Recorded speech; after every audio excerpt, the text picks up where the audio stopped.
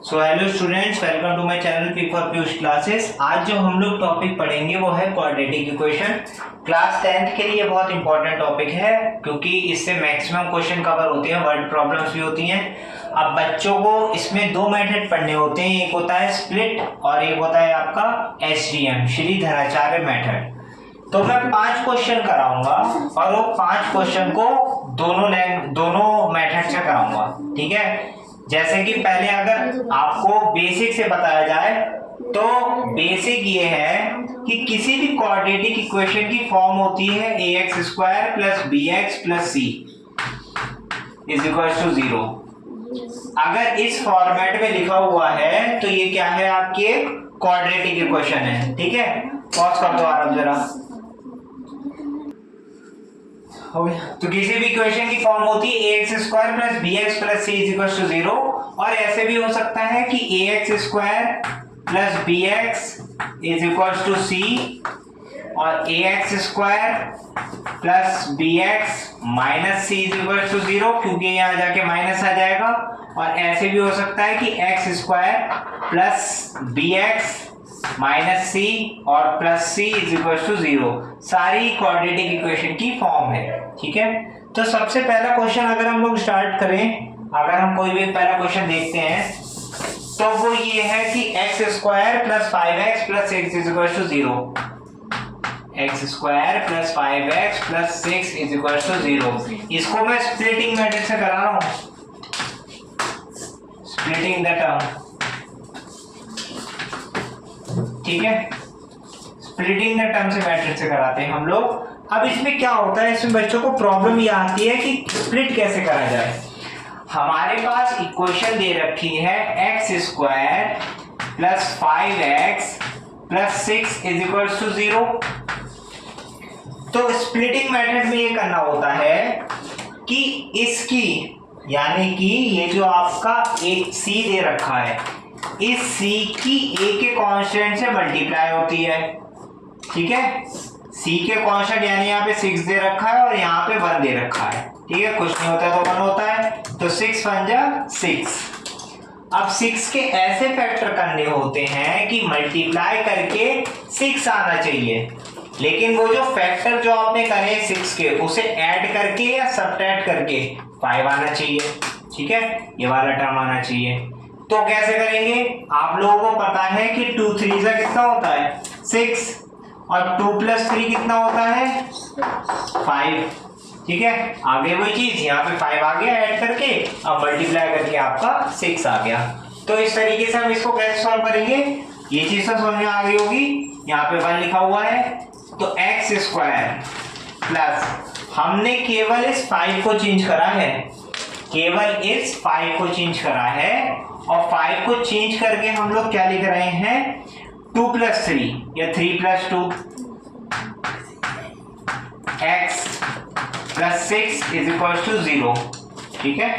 ये चीज, अब इसको आप लोग मल्टीप्लाई कर लीजिए, x² + 3x + 2x + 6 = 0, सिंपल। अब इनमें देखिए कॉमन क्या आ रहा है, इसमें और इसमें कॉमन क्या आ रहा है, तो x कॉमन आ रहा है, यहां से क्या बचेगा x, प्लस यहां से x हमने ले लिया तो 3 बचेगा, प्लस यहां से भी ऐसा कॉमन निकाला जाना चाहिए जो ये वैल्यू निकल के आ जाए अंदर, ठीक है, ब्रैकेट के। यानी कि अगर मैं यहां से 2 कॉमन ले लूं तो यहाँ x बचेगा और 2 3 6, सेम आ गए दोनों, ठीक है। एक बार आप इसको लिख दीजिए x + 2, एक बार आप इसको लिख लीजिए x + 3, ठीक है, = 0। तो x + 2 = 0 और यहाँ पे x + 3 = 0, ठीक है। यहाँ से x कितना आ गया, ये प्लस का 2 यहाँ जाके -2 हो जाएगा और प्लस का 3 यहाँ जाके -3 हो जाएगा।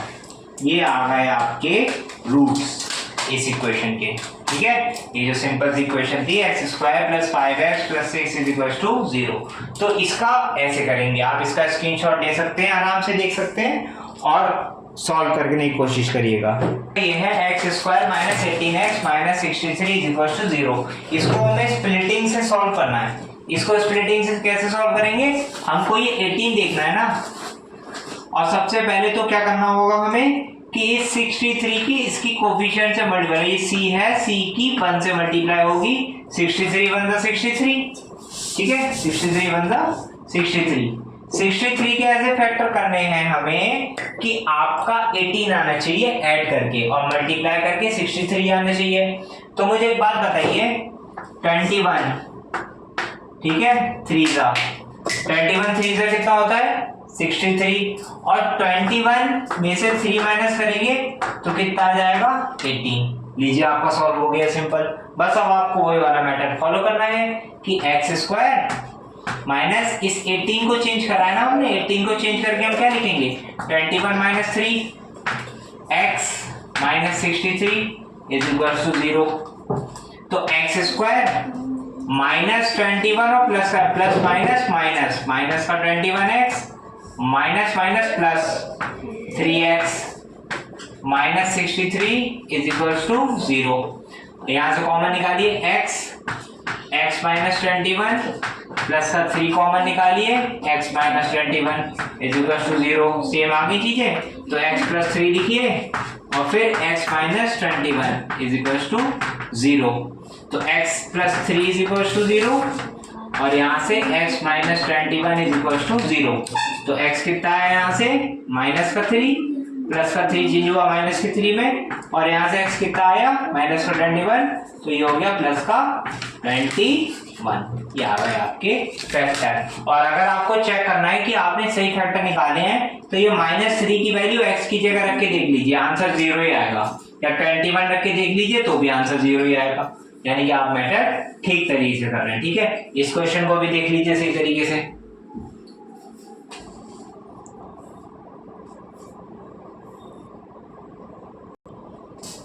तो ये हमारा नेक्स्ट क्वेश्चन है, x square plus 12x plus 20 is equal to 8, ठीक है। अब आधों को लग रहा होगा कि ये ax square plus bx plus c की फॉर्म में तो है नहीं, लेकिन अभी इसे ax square plus bx plus c की फॉर्म में लेके आते हैं। कैसे लेके आते हैं कि x square plus 12x plus 20 plus का आइडिया जाके कैसा हो जाएगा माइनस का 8 इज इक्वल टू 0। तो x square plus 12x plus 20 में से 8 गए 12, 12 इज इक्वल टू 0। लीजिए बन गई x square plus bx plus c की फॉर्म। अब इसको सॉल्व करते हैं। सॉल्व करने का मेथड क्या बताया था, 12 वन जा, मतलब यहाँ पे कोएफिशिएंट अभी 1 है तो 12 वन जा 12, ठीक है 12। अब यहाँ पे क्या दिक्कत आ रही है, यहाँ पे दिक्कत ये आ रही है कि 12 के ऐसे कैसे फैक्टर करें कि 12 आ जाए, और फिर ये भी क्या करें कि मतलब 12 से 12 भी लाना है, ठीक है। कैसे हो सकता है ये, तो 4 3 का 12 भी नहीं हो सकता, ठीक है, 10 2 का 12 भी नहीं हो सकता, यानी कि कुछ ना कुछ तो हमने इसमें गड़बड़ करी हुई है। अब इसकी देख लेते हैं दिक्कत क्या आती है कि 20 में से 8 गए 12, सही करा है हमने, ठीक है, और 12 वन 12 नहीं है, 4 3 का 12 भी नहीं हो सकता, किसी भी तरीके से नहीं हो सकता। अभी देख लेते हैं इस क्वेश्चन को कैसे करा जाएगा। पॉज कर दो इसको, हो गया। तो x square minus 16x minus 17 is equal to 0। सबसे पहले इस 17 की इससे मल्टीप्लाई करिए, यहाँ पे 1 लिखा है, 17 वन जा 17। अब 17 के ऐसे फैक्टर करने हैं कि मल्टीप्लाई करके 17 आए और प्लस या माइनस करके 16 आए। तो 17 वन जा 17 होता है और 17 माइनस 1 16 होता है। लीजिए आ गया फैक्टर।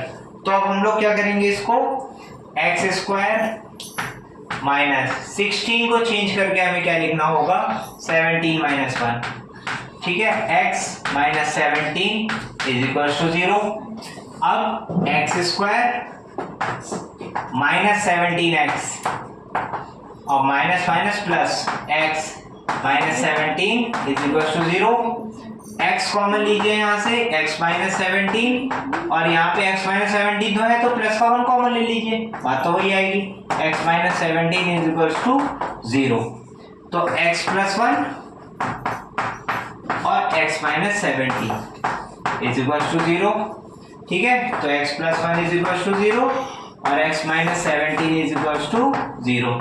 यहाँ से x कितना आ जाएगा, प्लस का 1 है, यहाँ जाके माइनस का 1, ठीक है, और यहाँ पे x कितना आ जाएगा, माइनस का 17 आ जाके प्लस का 17, तो यानी x के जो फैक्टर आए वो आए आपके पास -1,17। ठीक है, ये वैल्यूज आप रख के देख लीजिएगा। यहाँ पे x पे देखिए कहाँ पे 0 आ रहा है, वही वाला करेक्ट आंसर होगा। ठीक है, चलिए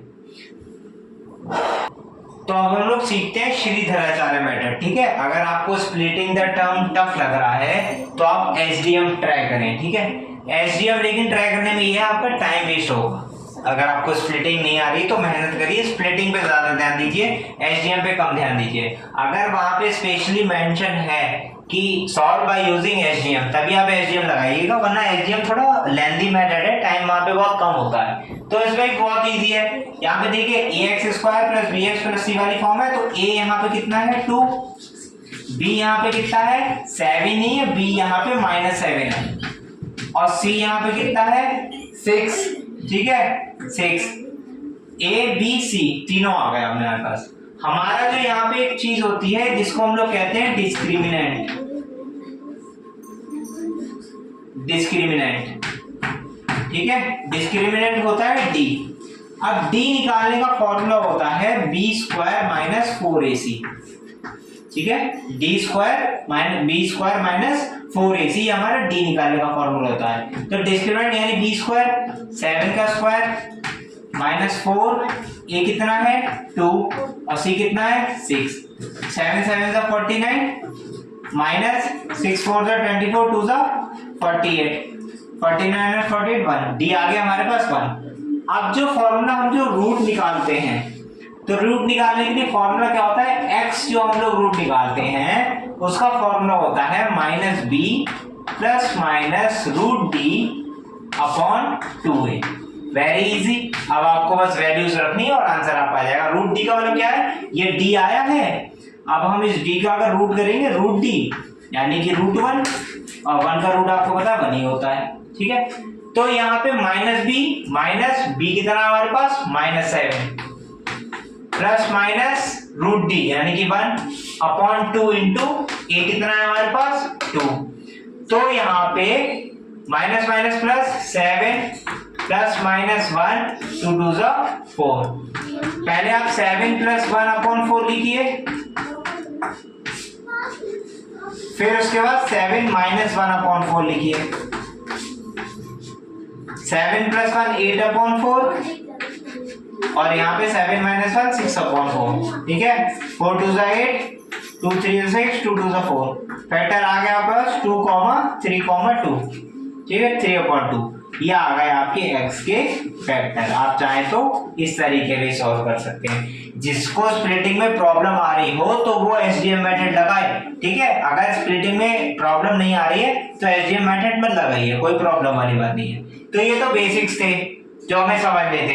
अब जो इसके क्वेश्चंस है जो थोड़े टफ वाले क्वेश्चन है वो मैं नेक्स्ट वीडियो में बताऊंगा, केवल इन 2 मेथड में। और उसके बाद हम लोग चलाएंगे वर्ड प्रॉब्लम्स की वर्ड प्रॉब्लम्स कैसे होती हैं और वर्ड प्रॉब्लम्स में हम इसको सॉल्व कैसे करते हैं। इत्मीनान से पढ़िएगा, कोई डाउट आ रहा हो तो आप कमेंट सेक्शन में पूछ लीजिएगा, मैं आपको इसके फिर से एक बार वीडियो बना के समझा दूंगा। ठीक है, और चैनल को प्लीज लाइक शेयर और सब्सक्राइब जरूर कर दीजिएगा, क्योंकि मैं चाहता हूँ कि मैक्सिमम से मैक्सिमम बच्चे इन चीजों को पढ़ें जो 10th में, क्योंकि 10th आपका पहला पड़ाव होता है।